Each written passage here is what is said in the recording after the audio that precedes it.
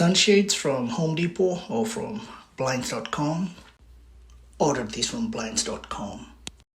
Comes with some hardware and some installation brackets and a remote. This is how the shades will snap into the bracket after it's installed.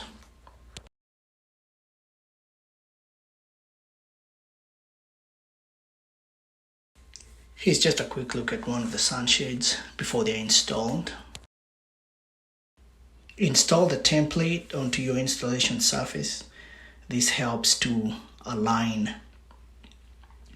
the holes that you'll use to install the bracket, as you can see here. And so that's the 3 brackets installed, and all that's left now is for you to snap on your blinds and enjoy. Just a quick note, you can call blinds.com and ask them to customize the blinds to the size of your liking, as long as it doesn't exceed 120 inches. So I installed 3 to fit my space, and I can say they turned out good.